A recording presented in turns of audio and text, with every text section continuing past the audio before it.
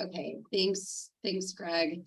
Good morning, everyone. My name is Amy Lappin, and I am a principal with Economic and Planning Systems. And I'm also the chair of the Technical Assistance Panel, or in this case, the Advisory Services Panel for ULI Sacramento. Thank you so much for joining us, agreeing to be on the local task force for this attainable housing along commercial corridors advisory services panel in conjunction with SACOG as the host sponsor.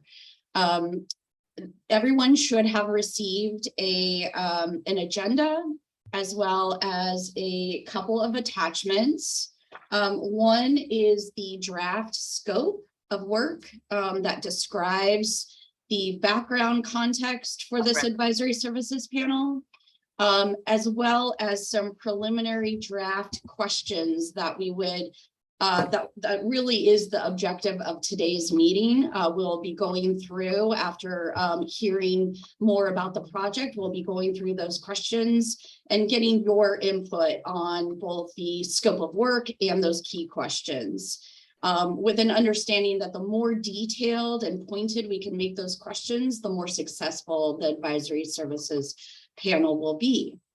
And then the last attachment is a series of information related to this advisory services panel, including roles and responsibilities for this task force and other organizations involved in this process, as well as contact information and a draft schedule. I'll be going through that in a bit.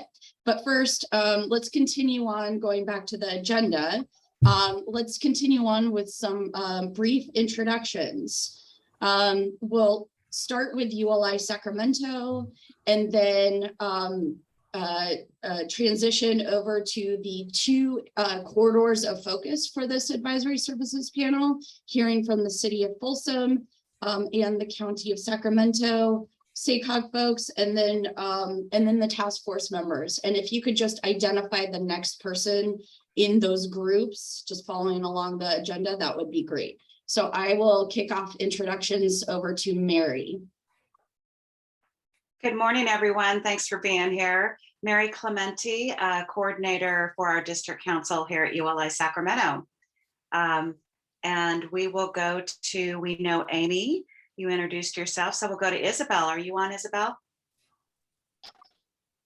I am, but I'm driving, so I'll be brief. My name is Isabel D'Amico. I'm the current chair of ULI Sacramento. And Mary, I can't see who's next on the list. Thank you. And Robin's not joining us today, I don't believe, Amy. So I think we are moving over to City of Folsom, please. Awesome. Thanks. Good morning, everyone. This is Stephanie Henry. I'm a senior planner with the City of Folsom, primarily involved with long-range planning and housing issues. And we're really excited to be part of this group. But I will pass it on to Desmond. Hi, I'm Desmond Parrington, Principal Planner with the City of Folsom, and I'm along with Stephanie currently managing the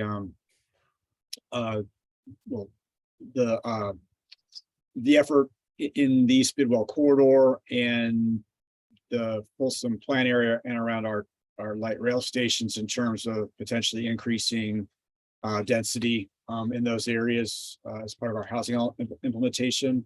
And I'm also managing the zoning code update and a few other things. So looking forward to being involved in this and working with another ULI technical assistance panel, or advisory services panel. Thank you.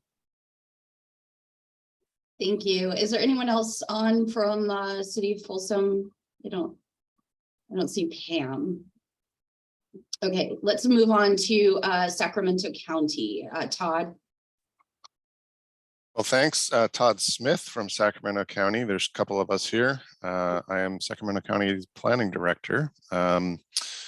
We're also excited to be joining this effort as it relates to our corridor, the North Watt Avenue corridor. We've got two other folks from the county's long-range planning team, and I'll defer to them for their introductions. I'm Todd Taylor. I'm a senior planner with Long Range and Master Plans. And my name is Yang with Long Range. I'll be assisting both Todd's and the Green Means Go efforts. Good morning, everyone. This is Cameron Shue with Sacramento County as well, and I'm with the Department of Transportation, Principal Civil Engineer. Great. Okay, SACOG. Greg, do you want to kick us off? Yeah, I'm Greg Chu. I'm a housing planner at SACOG. And Garrett, do you want to introduce yourself? Yeah, good morning. Thanks everyone for the time. Derek Valrosa, also with SACOG. I'm managing our Green Means Go program, which we'll hear a little bit about later. So I'll transition now to the task force. Heidi, nice to see you. Hi, Garrett, nice to see you too. Hi, everyone. I'm Heidi Jen Kwong. I'm an urban planner and project manager at Ascent. I work in the design and planning studio. I mostly focus on long-range planning, so things like specific plans, housing elements, and general plans. I have some background in climate action planning as well, and community engagement. So thank you all for inviting me, and I'm excited to be a part of this process. So I'll pass it along to Alan. Thanks, Heidi. I work for Heidi at Ascent. I'm a former district council chair, and then I've participated in many of these advisory services panels. So I have that background. Okay, who else is on this thing?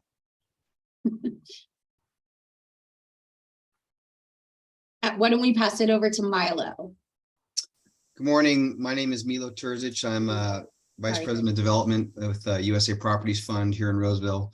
We're a 41-year-old privately owned affordable housing apartment developer. We work all over the state, California, Oregon, and Nevada.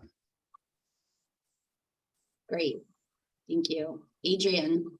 My name is Adrian Engel. I'm a principal at Fair and Pure's Transportation and Civil Engineer. I'll be helping out with the panel and pass it off to Nathan.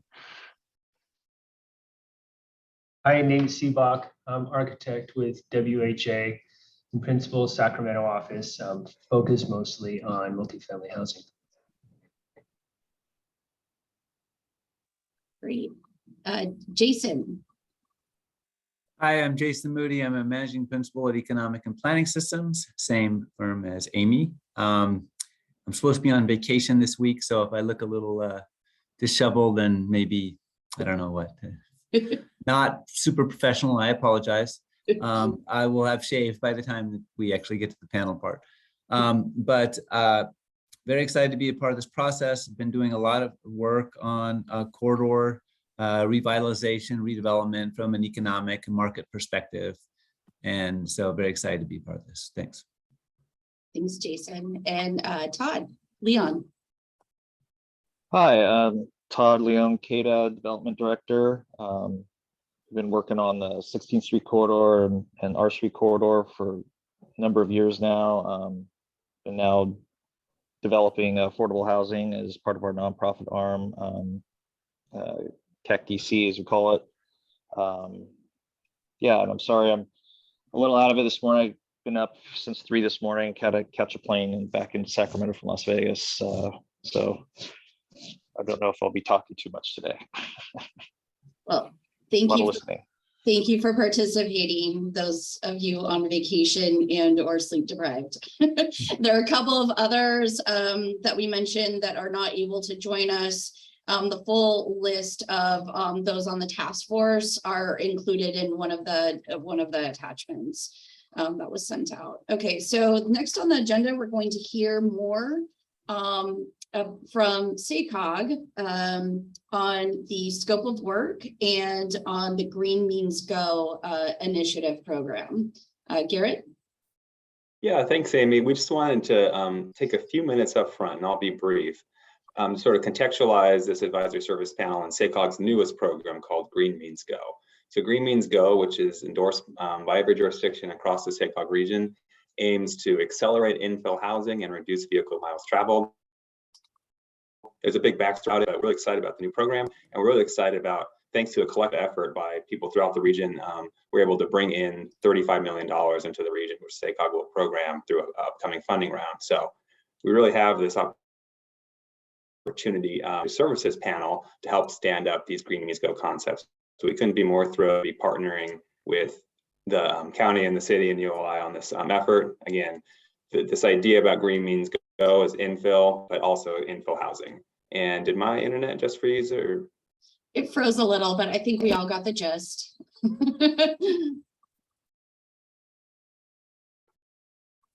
Yeah, I think we did lose him now. I don't even see him on the screen. Anything to add, Greg? No, that's we selected. We worked with these two jurisdictions to just find corridors that would work that best fit kind of the objectives of the program, and also in the context of working with ULI. So that's kind of the bottom line of why we're here today. Yeah, so our vision with this advisory services panel was to take the question of how can we facilitate affordable housing, meaning really missing middle income housing, or housing affordable to the median income, as well as mixed use development along underutilized commercial corridors. And so SACOG went through a process of aligning potential corridors to spotlight and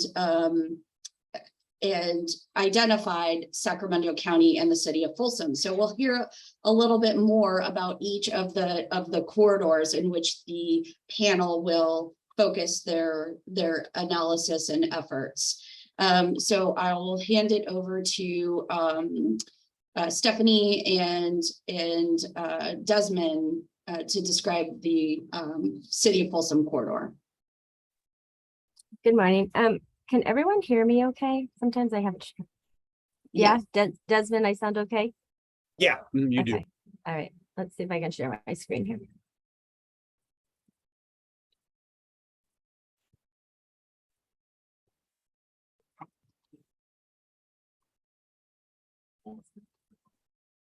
I'm sorry, guys.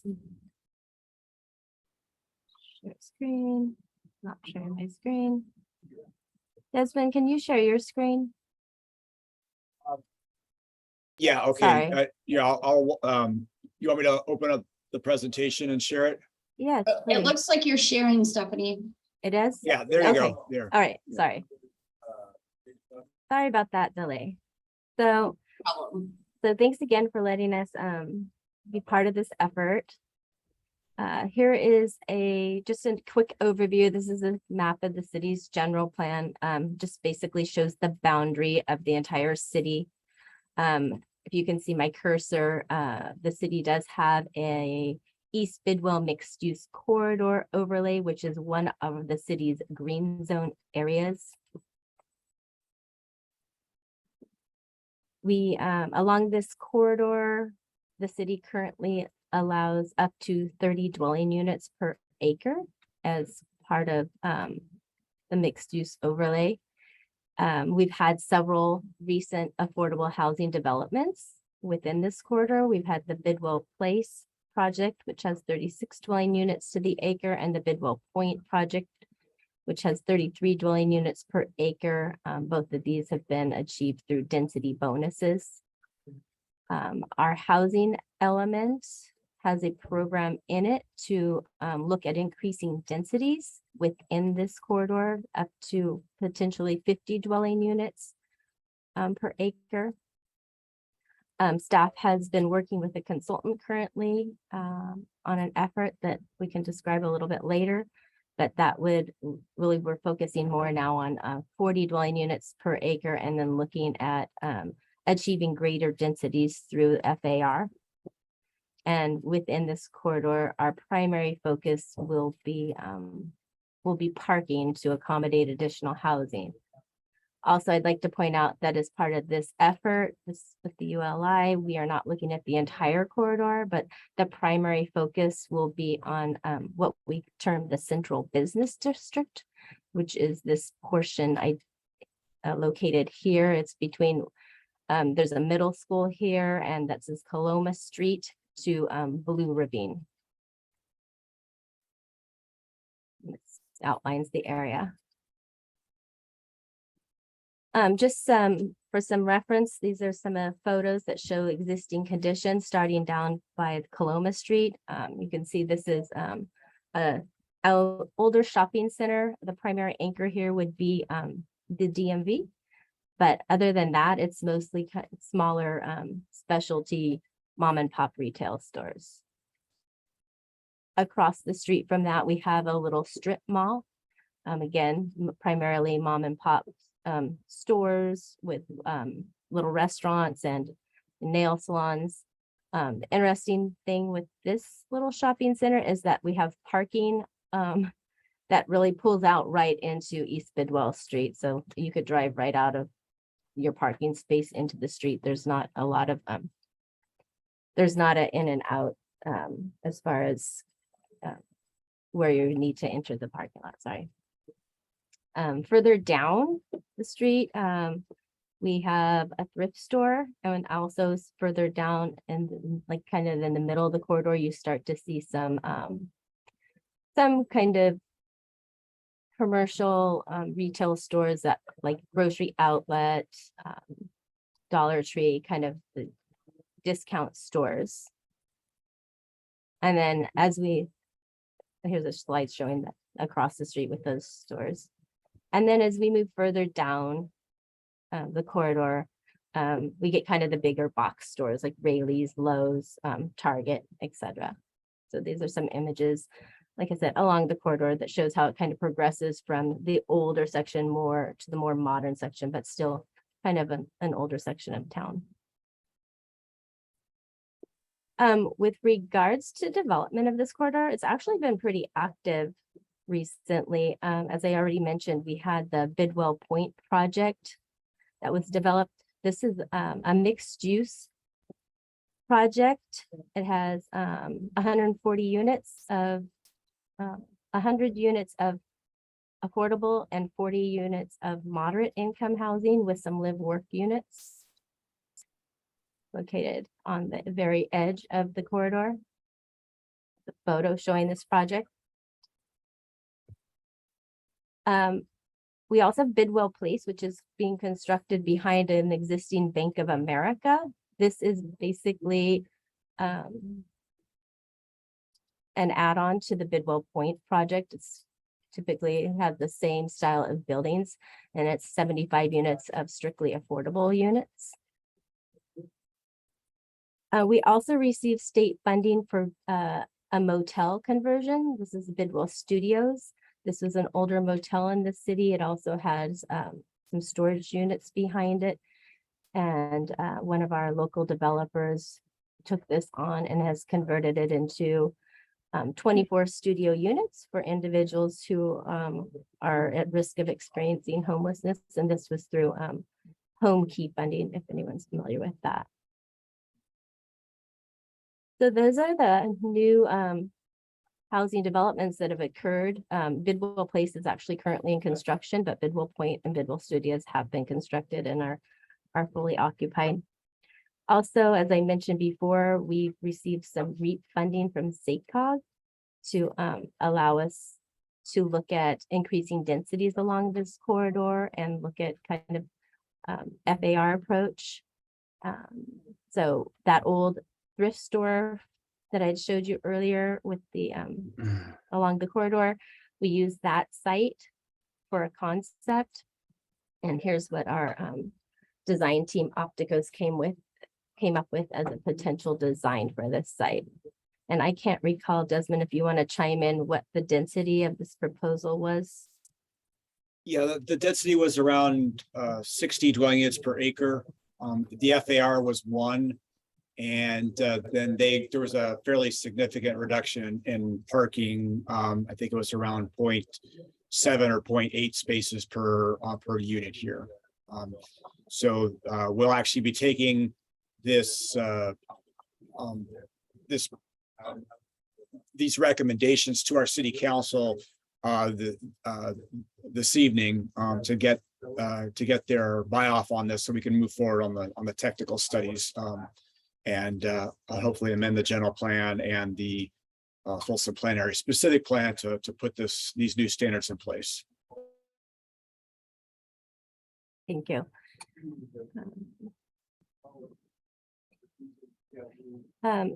I also wanted to point out that next to Bidwell Point, there's another piece of property that just was recently acquired by St. Anton, who's the developer of Bidwell Point and Bidwell Place. And they are looking to develop some luxury rental units at that location. So we've had a few conversations with them, but we don't have a development proposal yet. Also, it's important to point out, this is kind of from the historic district coming into the central business district. This corridor, this corner of the corridor is where we see kind of some type of renovation where we have kind of letting people know they're present as we revitalize this section of town.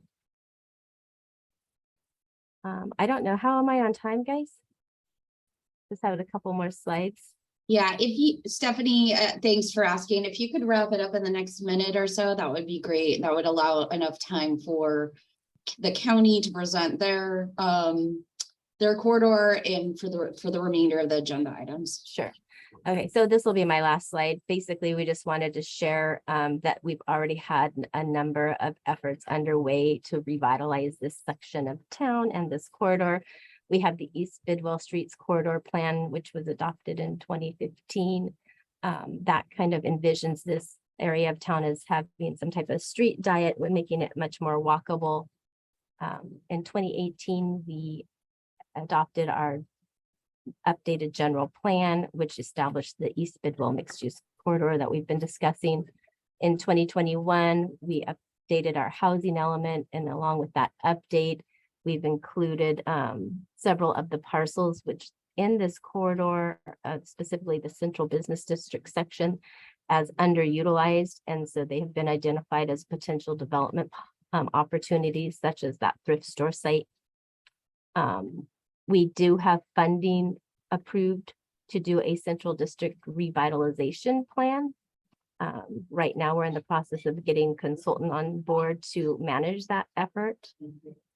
Also, this year, we adopted an active transportation plan. And then, as Desmond alluded to, we're looking to update our zoning code and amend densities within this corridor.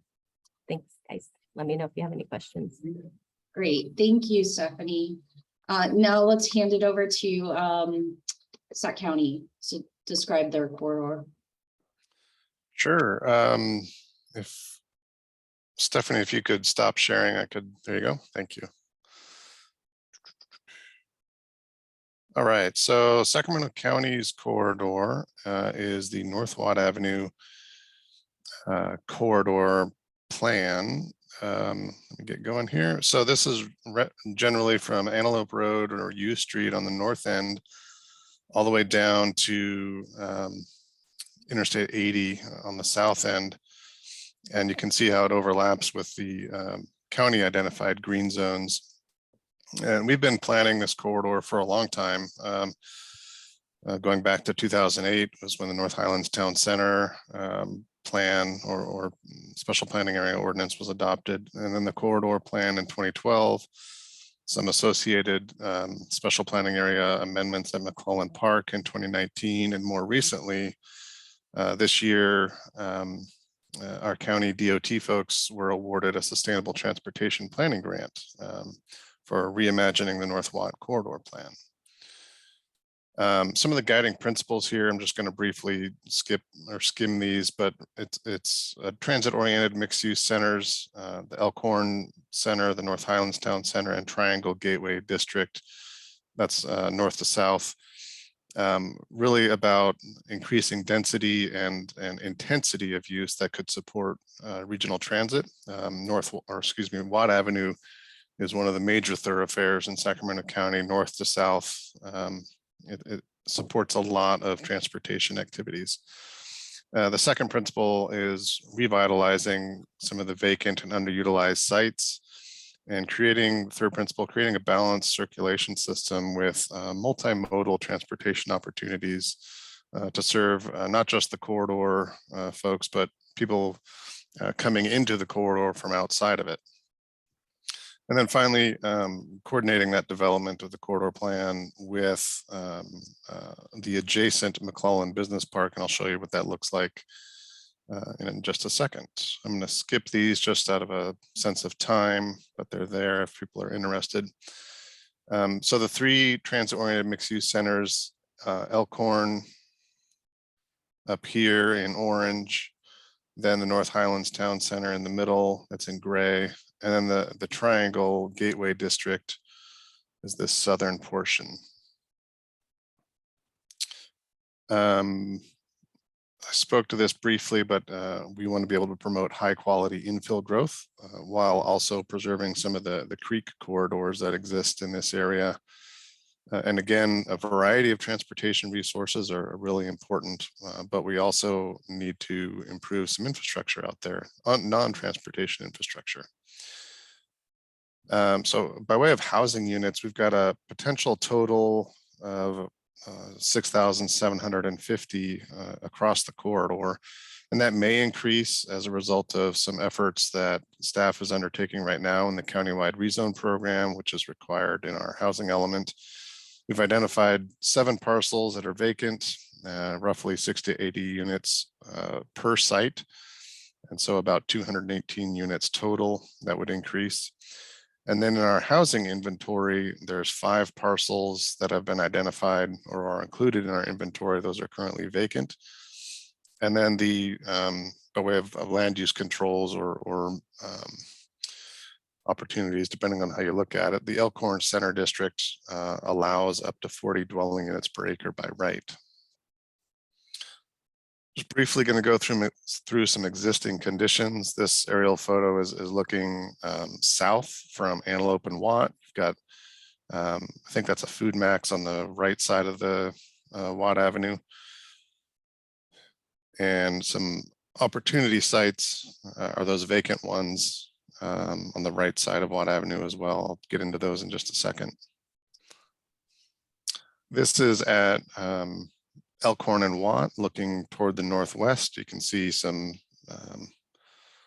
not quite big box, but some shopping centers here, obviously some older ones, and again some opportunity for development potential off in the distance there.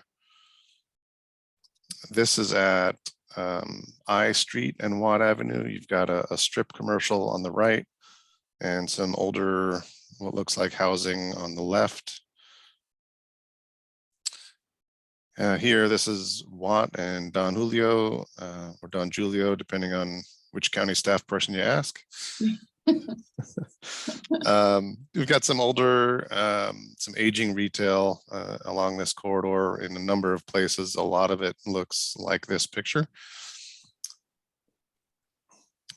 Here's Lou's Burgers, another example, and the Pancake Palace, a couple of local food establishments. Similar situation here. And this is looking towards Freedom Park from James Way and Watt Avenue. There has been some development interest, let's see, to the west of this, the closer you get to McClellan itself. But you can see a couple of vacant sites here and a lot of probably excess parking that could be opportunities as well. So when I say there's opportunity here, we're not seeing a lot of really high quality projects that really fit the intent of the corridor plan and the land use goals. We've got 2 storage proposals and a semi-truck yard, which really don't fit the vision of the corridor plan. But we do have 1 apartment proposal that's coming in at 7403 Watt Avenue. And this is about 170 units proposed. Looks like just south of Antelope Road, just south of the Food Max as well. So that's a potential benefit coming in. And these two sites are also potential for affordable or perhaps missing middle housing. And there are some constraints on these sites. However, you can see on the picture on the right, some floodplain that is associated with that existing creek that actually goes up even to the east of Watt Avenue, that floodplain does. This is the same site, just a different view. That floodplain, again, you can kind of see the creek and the oblique imagery here and the trees associated with it. There have been some planned transportation investments in the corridor over the years, many millions of dollars, and this ranges from filling in sidewalk gaps, creating complete streets, really making transit center improvements at Watt and I-80, some bike ped crossings at the Union Pacific Railroad, just a couple of examples. And the letters on this exhibit are development projects, some high density residential, a couple of apartment projects, and some restaurants as well. Looks like some quick serve restaurants, and then a church expansion in the mix here too. So service providers are going to be key to the success of the corridor here. Sacramento County is not a city, so we have to work with all the individual districts. So Sacramento Area Sewer District and the Regional County Sanitation District deal with the wastewater, which we know is a constraint out here, the sewer facilities. Sac Suburban Water District is the water service provider. And then the County Department of Water Resources Drainage Division is who we interact with on the drainage needs for the properties. So the sewer capacity constraints here are very well known. We identified this in the environmental documents for the local planning exercises. Excuse me. There's about, I don't remember the total dollar amount exactly, but I'll call it the neighborhood of $5 million needed for sewer upgrades, at least on what those initial studies identified. And then the water constraints, water capacity, there have been identified in red, kind of the dashed lines, future transmission facilities by Sac Suburban, which will be beneficial. And then the floodplain, again, this is that that same floodplain I showed in an earlier slide, up to the north. Here's another floodplain associated with some properties to the south of, or adjacent to Roseville Road, both on the east and west side of Watt Avenue in the Triangle District. And I think that's it for my presentation. Great. Thank you so much, Todd. Really appreciate hearing from both the city of Folsom and Sacramento County on some of the challenges and opportunities within both corridors. So now we would like to open it up to really the intent of this first meeting with the task force. And that is to hear any comments you have on the draft scope of work, as well as the key questions that we have identified. And I would encourage the task force to just offer any generalized opinions based on what you've heard here today, or any thoughts you had when you were reviewing ahead of this meeting. So, and if you wouldn't mind, perhaps raising your hand, although I don't know if I can see everyone. So just speak up if you've raised your hand and I haven't called on you. So any thoughts first in terms of how the advisory services panel can understand and address the challenges on these two corridors?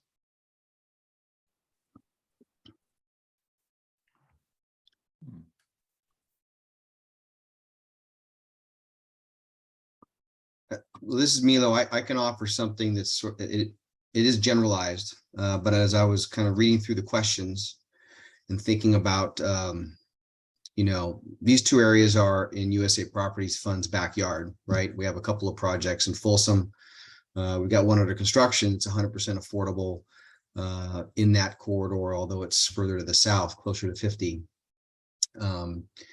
And I think generally, you know, so I'm asking myself the question, why don't we look here, right? Why don't we look in these corridors? There's one of the programmatic strategies we use across the state is to look for communities and jurisdictions that are going to be friendly and want housing and want our product. This certainly is the case with these two jurisdictions and these two specific areas. And broadly, and this is a question I'm going to bring back to our acquisitions team and our financial strategy team, our capital markets group, and, you know, so we can get a little bit more refined guidance as to, you know, why don't we look here? It's our backyard, and these are, you know, areas that seem like they make a lot of sense. But very broadly, one of the things I can offer is that as a probable answer, likely, is that there are two things that are challenging all of our projects. And again, we do both market rate and affordable, but 90% of our, you know, our 13,000 units across the state are affordable. And I would say probably the same percentage of our projects currently under construction and in development, which represents another 4,000 or 5,000 units, is 90% affordable. And the broad general issues that all of them have fall into two categories: scale, and by scale I mean kind of combined scale and project efficiency, and cost. It kind of goes, we end up not even getting stuff through the threshold. And I was looking at some of the properties you were highlighting there on both your plans. Anything that's under 80 units, we don't even bother looking at. I mean, we don't even start there. Now, we're not typical of all developers. I know there are a lot of developers that do find a lot of success and are very good at small scale projects. But when you're talking about, especially affordable projects, you're talking about underwriting with institutional level capital, institutional level equity investors, institutional level tax credit investors, and institutional lenders, Bank of America, Chase, you know, a bunch of these kinds of folks. And things like that, it's, you know, they don't get high enough on the interest list to get those institutional level folks interested. And so that's kind of one of the challenges that we find in trying to do small scale projects like that. And the second piece of that I mentioned is cost. It's no surprise to anybody that cost is burdening the entire industry right now, and probably not just this industry. But anything that can be looked at from a jurisdictional perspective to say whether it's policy, infrastructure, gap funding, anything that you can throw at a project to help reduce or increase costs. That's another way to, you know, it's double negative, but decreasing the increase of costs is huge. You know, in our efforts where we're taking, you know, from the time we start looking at a project to the time we get to a building permit, it's typically about 3 years at best, right? Can't really go any faster than that. And the amount of cost increases that hit projects over 3 years, not just in today's bizarre environment, but in a normal environment, are significant. And in a normalized environment, again, we're in a bit of a bizarre one, but in a normalized environment, you know, rents typically don't go up as much as they're going up every year, and rents have to pay the bills. And so anytime that a jurisdiction in any program, in any perspective, can look at ways to reduce costs on projects coming in, you're going to help the metrics, you're going to help the math. Absolutely. Thank you, Milo. Alan. Thanks, Amy. Look, I think the questions are pretty good. I don't have a whole lot of what I might necessarily want to change with the questions. I put myself in the place of the panel members who are going to come here and spend the week. And, you know, these are going to be smart people, but in order to help them get you the answers to these questions, it's going to be important to get them the right information. So a lot of the studies and background reports that you all showed just now, certainly those should be in the briefing packet because those are going to be very helpful. I think they're going to need to know things like what's the cost of the land. They're going to want to know land to asset value, the ratios that exist on some of these parcels. They want to know, are there willing sellers or are there not willing sellers? Some of these retail strips, if they're condominiumized, those are really difficult to change. And it would be good to know which ones maybe are in those kind of formats versus somebody who's got the single ownership, and you can talk to them and you can find a way to either redo the entire site or maybe you're redoing a portion of the site.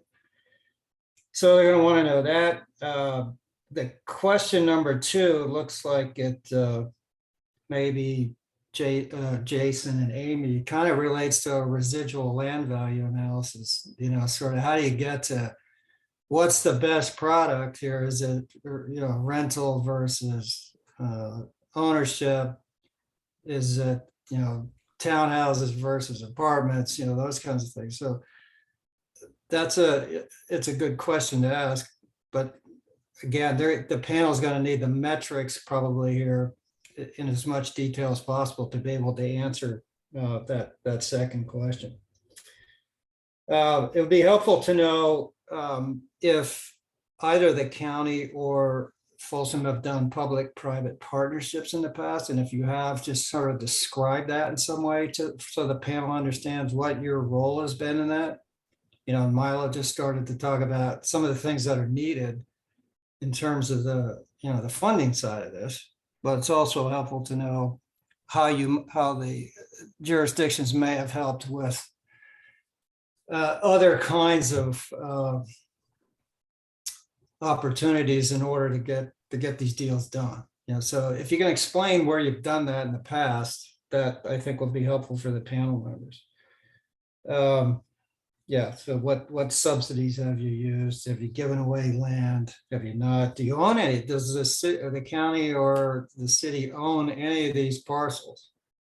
That's always very helpful to know in addition. So those are some of the things that come to mind here. The fact that the panel is coming to look at 2 separate corridors is very unique for them. I don't even know if it's ever been done. Usually it's just one corridor and you focus in on that.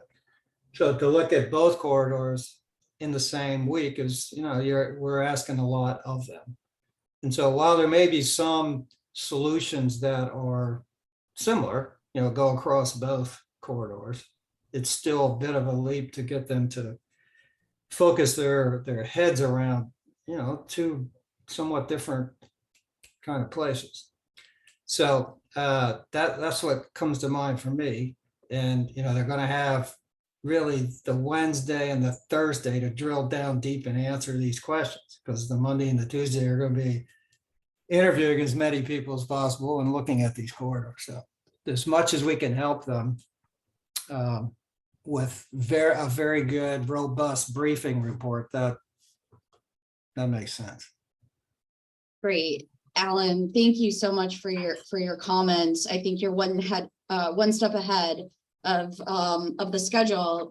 Our next task force meeting, we will be reviewing proposed briefing book content. And for those who don't know, the briefing book is really the compendium of information and data that will be supplied to the advisory services panel ahead of them coming out. So they can download all of the relevant information before actually physically seeing the corridors and engaging in their exercise of answering these questions. So next meeting, we will be reviewing the proposed content. We'll make sure, since we recorded this, we'll make sure we get all of those additional metrics, Alan, and add those to the briefing book content. Any other comments? Oh, I have just a question. Is there existing inclusionary requirements along this corridor for housing?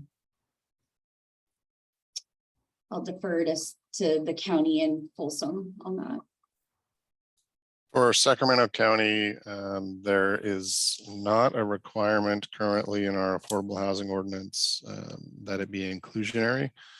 The county took an action, 2014, I think, to modify the inclusionary requirement, actually eliminate it, so that development could either pay a fee or could enter into a development agreement that would require either doing some inclusionary housing or land dedication. So they have a couple of options, but it's not a requirement to be inclusionary. So that means when you say options, you say you either pay a fee or you do this, but there's no like, I'm not following. So you can pay a fee to get out of it, or you can do anything.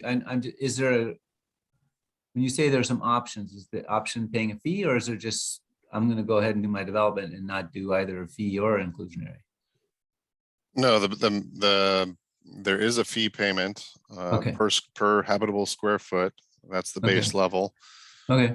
There used to be an inclusionary requirement for subdivisions building 100 units or more, that they had to build some amount of affordable units. Okay. But now it's either pay a fee or enter into a development agreement to either construct or dedicate land for affordable housing. Gotcha. Okay. And how about City Folsom? Yeah, so for the city of Folsom, we do have an inclusionary housing ordinance, but that is only for market rate for sale units. We do not have anything for rental units. We might consider that in the future. We're having some discussions now to see if there's an appetite with city council to move that direction, especially for kind of these more luxury rental type of units that we've been seeing developed in other parts of the corridor. Okay, just if in the briefing packet, if we can have the specific details on what the fee is and what the requirements and what the affordability levels are and all that stuff, I think it'd be useful. Thanks, Jason. Any other comments on the scope or any of the key questions, including adding sub-questions to kind of hone in on nuances related to these main key questions?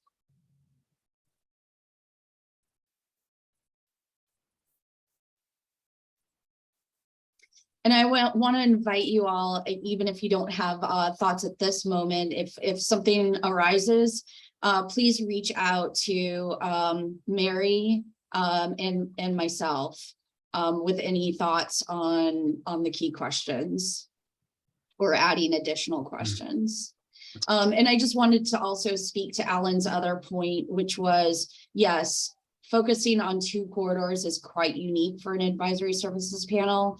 We are hoping that there will be more similarities in potential approaches than not, but we wanted to identify 2 common urbanized development patterns in which we're seeing the need arise for facilitating more housing along these commercial corridors, both in a more suburban context and in more urban infill context. So yes, Mary sent in the chat that if you could get back to us by August 3rd, which is next Wednesday. Is that right? Yeah, in about 1 week, that would be great. Yeah, so the ULI national team is expecting sort of this draft scope and key questions so that they can proceed with reaching out and finding potential panelists. Milo, you had another comment? Yeah, thanks. I wanted to add some thought or have someone think about question number 3 on the concept of missing middle or workforce housing. There's a bunch of different names and they all mean a bunch of different things depending on who you talk to. But I see in the example, you're talking about things that I think would traditionally be associated with for sale products. And one of the things that we're finding as an affordable developer and an apartment developer is that there is a growing gap for that same demographic and that same income level in the rental space. The gap between the traditional tax credit affordable housing projects, which traditionally have averaged about 50% AMI, and in the new regulations just adopted earlier this week or last week, I should say, are driving down to 40% AMI. The ability for people who can't afford luxury market rate apartments to be able to qualify at that lower income is getting wider and wider. So I just introducing a concept that you might think more about missing middle and workforce housing as both rental and for sale, because there's a very growing group of people that can't afford both. That's an excellent point. But don't qualify for affordable housing because they make too much money. Yeah, I think that's a really good comment, and we'll be sure to clarify that we mean both market rate for sale and rental products. And maybe expand that list to apartments as well. And maybe also add the term workforce, because I think that has a different connotation. Yeah, it does.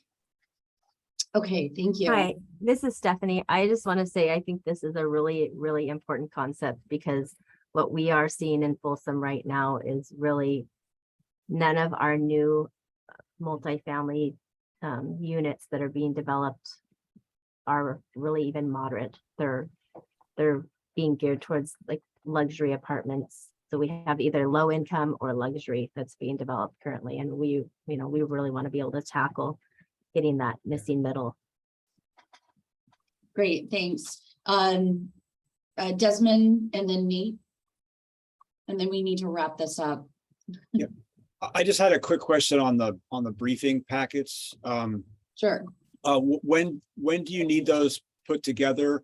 And is it just simply a collection of all the different studies and market analyses, or is the expectation that we put together kind of a condensed summary of all of those?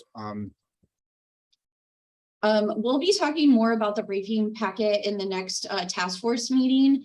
The goal is to have the briefing book completed by mid-October, so that it can be sent to the panelists ahead of them visiting and touring the corridors.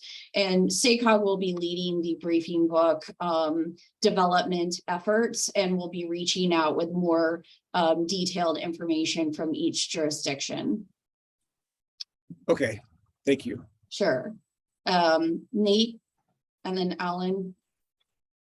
So regarding question number 3, we have the missing middle, and two segments that get developed, right, are affordable because they can get subsidies, and luxury because they can absorb the costs. And the missing middle has, the advantage of neither of those. And so one thing that might be helpful is that the city and county maybe put together a list of the applicable impact fees, or just fees that are applicable. Sure. And maybe we can think about some creative ways to mitigate those. Yeah, sounds good. Thanks, Nate. Alan. Yeah, I just want to respond to what Desmond's question. I think, Desmond, the reports and a lot of the background material can probably be given to ULI and ultimately in a digital format, so that the panel can look at those separately. But you're going to want to sort of summarize the highlights of what those background reports are saying in the briefing book. So we're not looking here for something that's voluminous in terms of the amount of reading material that somebody's doing while they're sitting on an airplane flying here. It's got to be condensed, but during their deliberations, they may then have to refer to a particular question, and they'll go, okay, let's pull down the electronic file of the streetscape study that they did a few years ago and look at that intersection. And that'll be good enough. Thank you, Okay. Alan, Yeah. for, Okay, for thanks. adding that additional detail. So we're coming on 2 minutes to 10, and I just wanted to reiterate my heartfelt thanks for everyone's participation in this meeting.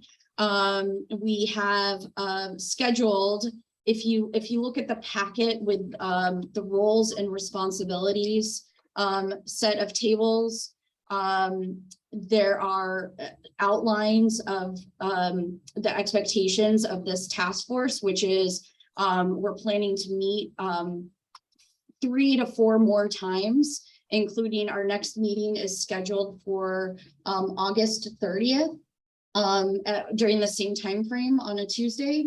And we will be covering the briefing book content in more detail.